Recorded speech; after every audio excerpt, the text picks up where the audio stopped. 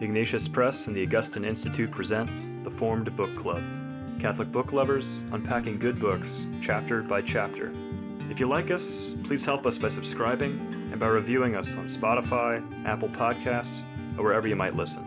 And don't forget to sign up for weekly updates and study questions at formedbookclub.ignatius.com. Welcome back to the Formed Book Club. We are going to discuss The Music of Christendom by Susan Treacy. I believe we have some different perspectives on this, which may come out during our discussion. I want to preface this by saying it's a book on music, and she refers in here to many different pieces of music. And ideally, if we were some kind of very expensive, video podcasting enterprise, we'd intersperse these things in our discussion. However, since we're not, what I recommend is for these pieces she refers to, go to the internet. And by the way, I recommend DuckDuckGo instead of Google. DuckDuckGo is a search engine. It includes Google and about 20 others, but it doesn't suppress things or rank things according to its own algorithms like Google does. It's pretty straightforward. So I recommend DuckDuckGo. I don't own any stock in it. I don't know who they are. I just know that it's a more objective search engine than Google has become. So she has a prelude here. I noticed that in the prelude, there are three major figures quoted. Saint John Henry Newman, Pope Benedict, and Joseph Pierce. Well, I'm glad you ordered them in that hierarchical order.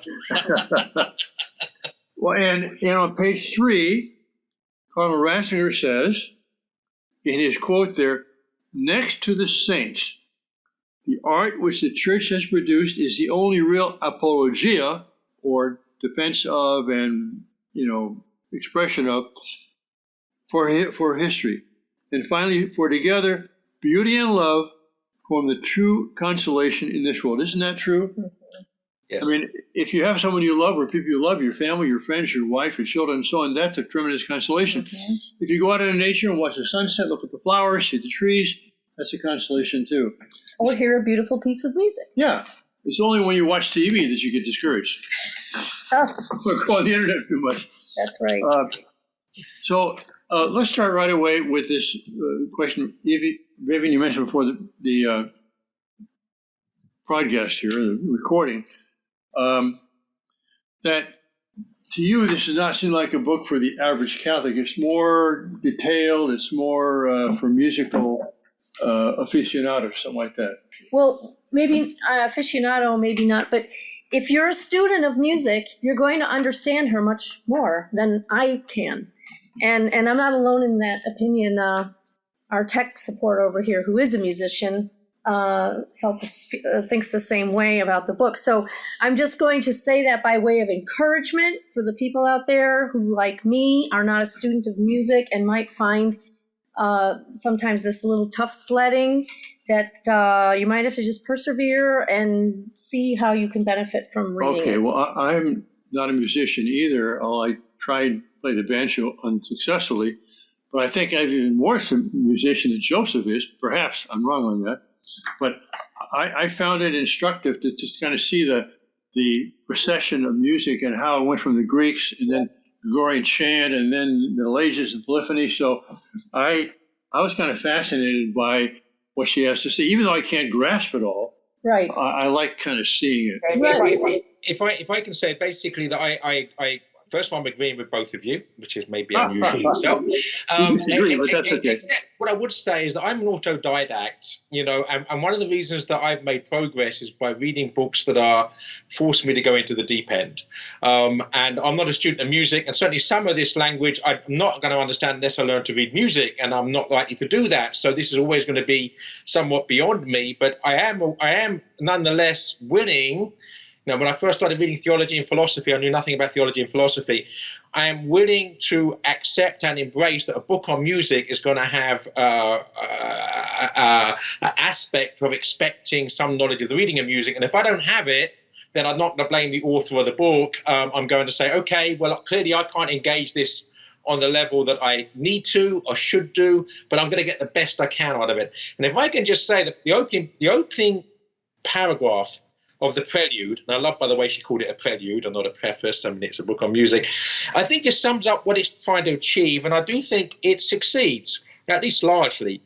Is music something that merely expresses emotion, as many people believe? So is it relativistic, subjective? Is it something ephemeral, something mystical, beyond description? Is it something frivolous, something purely for entertainment? Or does music embody and represent a rational order? As we traverse the history of Western music, we would examine how some of the above questions were answered at various points in history. So this is a work of history. It's a work of philosophy. So, as well as being a work about music, and we go straight into that wonderful quote by Newman when he says, music is the expression of ideas greater and more profound than any in the visible world, ideas which center indeed in him whom Catholicism manifests. So we have this great saint talking about what music as an expression of ideas greater and more profound than any in the visible world. In other words, music as a gateway to metaphysics. So and then Father's already read that wonderful quote from Pope Benedict, which is one of my favorites, where he connects love and beauty, which is something I really would love more people to write on. Well, let us then, because I think Susan Treacy definitely knows musical history and has a philosophical mind, so to speak.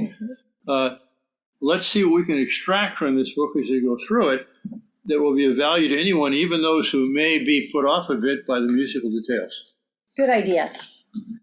The short chapters, but so far they're quite good in terms of historical succession here. The first one is on the ancient Greeks.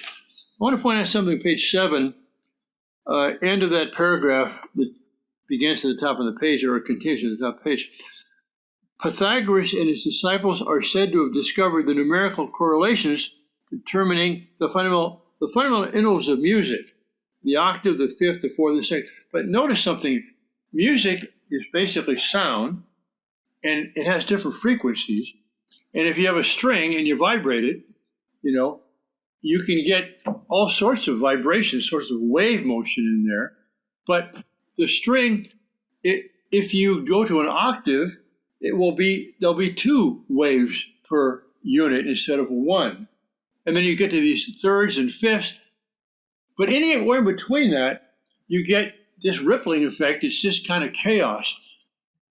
Well, to me, the interesting thing is that those intervals, which give us the 12-note diatonic scale, which we have, 12 notes from C to C, from C to shining C, from C to sounding C, are the only intervals you can, because you can make intervals anywhere you want. You've got from 440 cycles, which is an A, up to 880, whatever, and you can divide that any way you want. It's just a bunch of frequencies. But if you divide it into 12 in a certain way, you get certain notes which, on a string, will give you a real pattern instead of chaos. Without that 12-note scale, you do not have harmony. And that's why there's no harmony in the East. In India or in China, they got a pentatonic scale. You can't, none of those 5 notes within the octave will give you that harmony, which you only get in the 12-note scale. Now, why is it that we, as human beings, find that pleasing to the ear? I'm not sure the answer to that question, but I know that visually, when you see the strings vibrating, and you see chaos, and then you get that, and then chaos, and then 3, and then chaos, and then 4. There's something in the way God made us, or evolution shaped us, or whatever, that makes harmonic notes pleasing to the ear. And much as I want to approve of or appreciate the cultures outside the West, they did not discover this stuff. By the way, the next division, which will allow harmony, is 29 notes. 12 is the first, 29, I don't know what comes after that, but you couldn't have a piano with 20 notes per octave. So the 12-note scale is really the basis for any possible harmony in instrumental music. And so Pythagoras, in his followers, they discovered this beautiful relation of order within, not disorder, but order within unorder. Let's put it that way. What I loved about this chapter is that, basically following on from what you said, Father, is the connection between music and mathematics, and therefore the connection between music and reason. So answering those first questions: is it purely subjective? Is it purely emotional, or is there some ratio behind it? Well, there's ratio, there's ratio behind it here. That's what we're talking about. And then I also love the way that she shows, just in about 5 pages, how the early church fathers, or is that the next chapter? No, he mentions, she mentioned Boethius here. Boethius is very important. Two St. Clements, Pope St. Clement I, and then St. Clement of Alexandria, how they basically took from Plato, and then of course how Boethius, in his book on music, his treatise on music, again takes from Plato. So there's this understanding of this connection between how the Jerusalem, between Athens and Rome, and again, what I love about it is about 5 pages, and for people such as I that know very little about this, you learn a great deal without going to too much effort, and which is great. I want to go back a bit to my remarks about the 12-tone scale, because you can divide between octaves differently. Now, from 440, which is an A, to 880, you can divide by 12. But then 880 to 1760, you divide by 12, and you got a lot more wavelengths, not wavelengths, but frequency in there. And so there's actually a complicated formula by which they divide the scale. It has to do with the square root of 12. And you can never divide it in such a way that it's perfect. Yeah. And so there's a famous piece of music called the Well-Tempered Clavier. Bach. Mm-hmm. And that was what led to, I believe, the present standard in the way we divide those frequencies on all instruments now. But even though it's division, it's not like 440 and 482. It's like 440 and 481.3. Mm-hmm. And so it's not, we can't get it perfect. I mean, there's no way to get a perfect set of scales. So we have to approximate it. But the human ear makes up for that, By the way, Thomas is our technical person here. You can't see him, but he is a very fine guitarist and knows music a lot. And so, Thomas, if you want to interrupt or interject or interfere at any time, please do. You're welcome to. Anything more on the musical wisdom of the Greeks, ancient Greeks?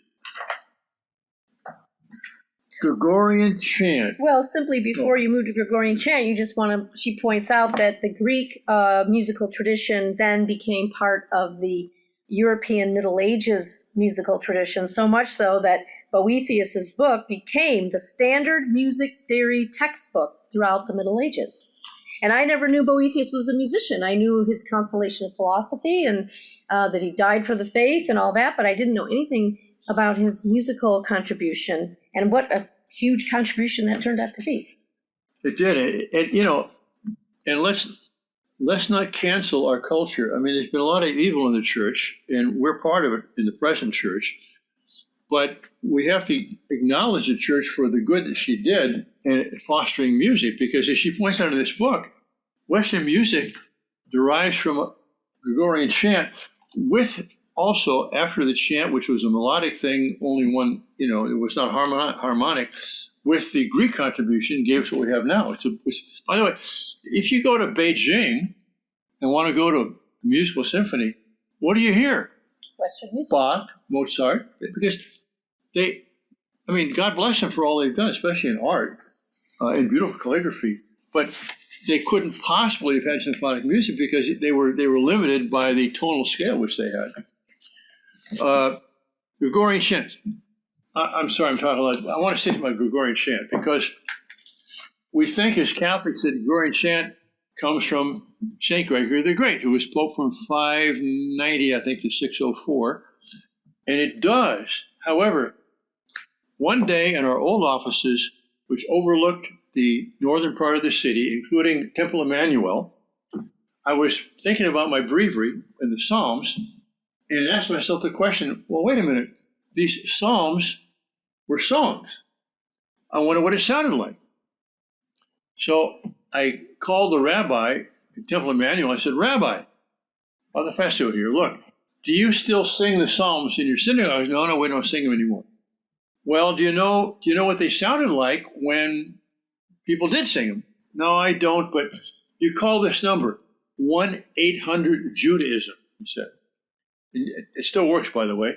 So I call this number. It's a Jewish Information Center in Pittsburgh, Pennsylvania. At least it was at the time. So I asked him the same question. What does it sound like when the Psalms are sung, say, the time of Christ?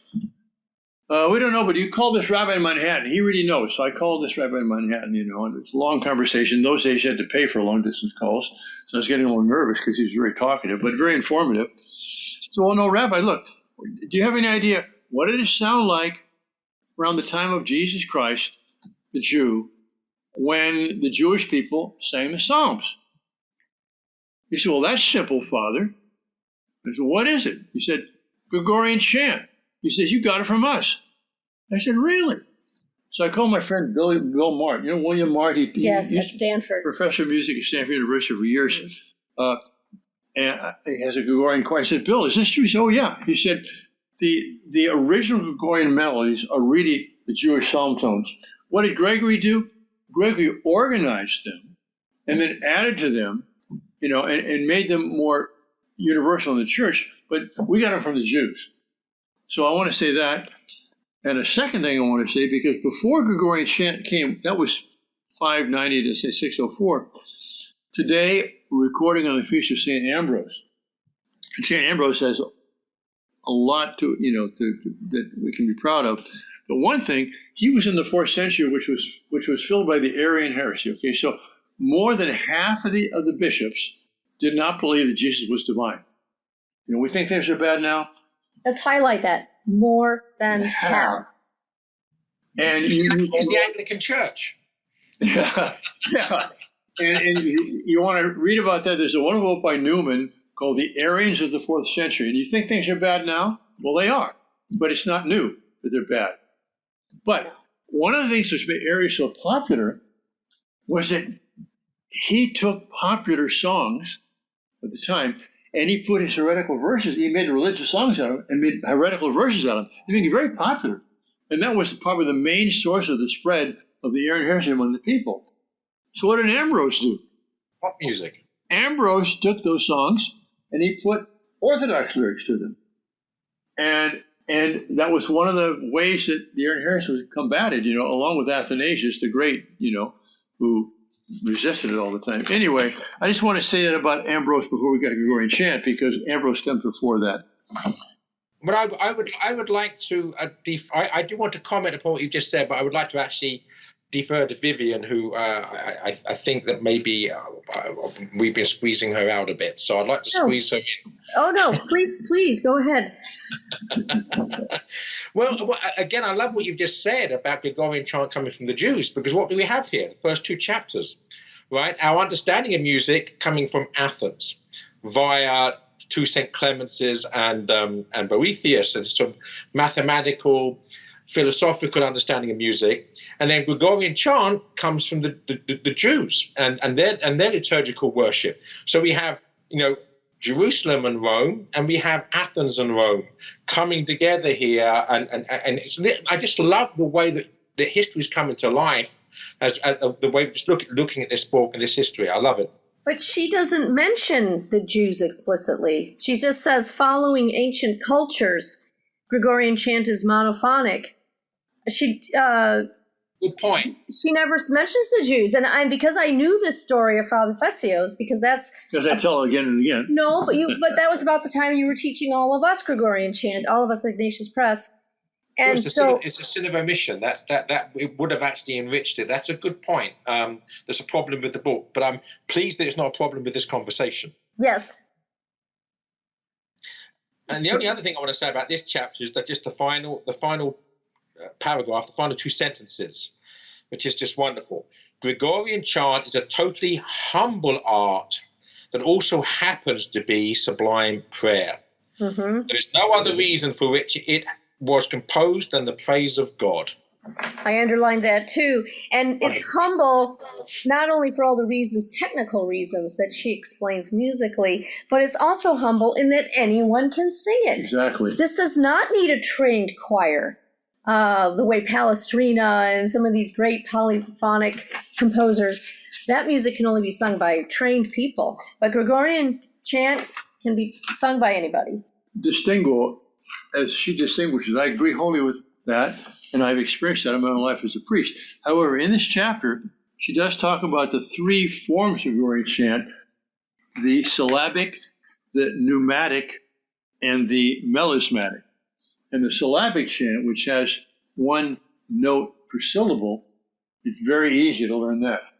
The pneumatic, in which a neum, by the way, N-E-U-M, is a little square note. It's a note in Gregorian chant. You can have two or three notes on the same syllable. That becomes a little more difficult. But the melismatic, in which you can have a syllable with 26 notes on it, that needed a choir for. Okay. And so, to me, the ideal is that, for say, the proper, the introit, for the communion hymn, let the choir sing that with all that sort of stuff. But as she says in here, for psalms and things like that, you had the choir singing something kind of complicated, but then the people would sing a refrain that was syllabic, and everybody could learn it, And I've experienced this, as a priest in several places. You show them the basic chant for the Kyrie, the Sanctus, the Agnus Dei, and then the Gloria too, and the Credo. It only takes them 3 or 4 times before they know it. They don't need any music.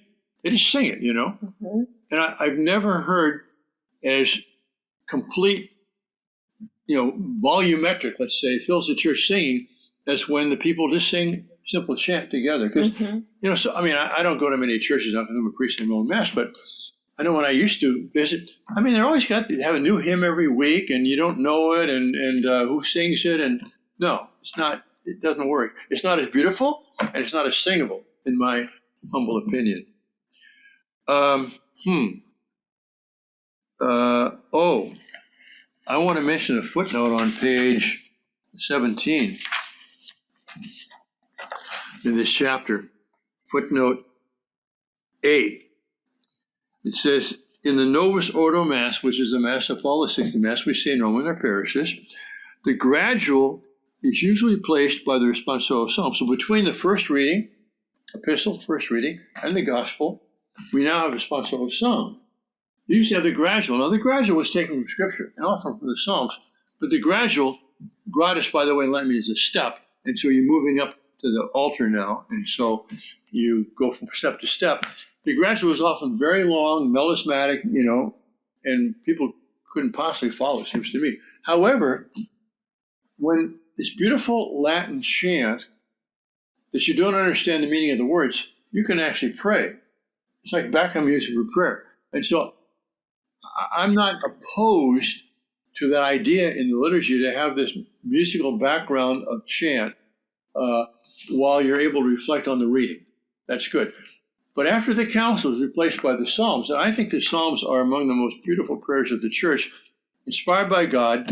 In fact, if you are praying the Psalms and you're singing the Gregorian chant, you're as close as you can get to the way Mary prayed and Jesus prayed, because they prayed the Psalms and they sang them. Mm-hmm. So when you sing those Psalms in Gregorian chant, you are as close as you get, uniting your mind and your heart to the mind and heart of Mary and her son Jesus. So I just love the fact that in the form of the liturgy, we now have a psalm, between the readings. It's beautiful. And they're well chosen. Those songs, it's a responsorial psalm.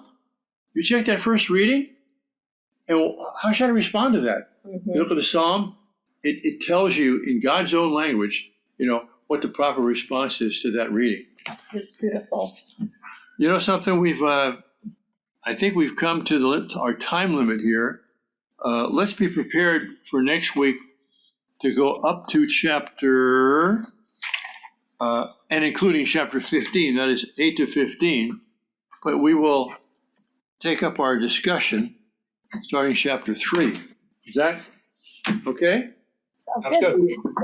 Thanks, everyone. God bless you. See you next week at the Forum Book Club. If you enjoyed this discussion, please help spread the word about the Forum Book Club by subscribing to the podcast and writing a review. You can sign up for weekly updates at forumedbookclub.ignatius.com.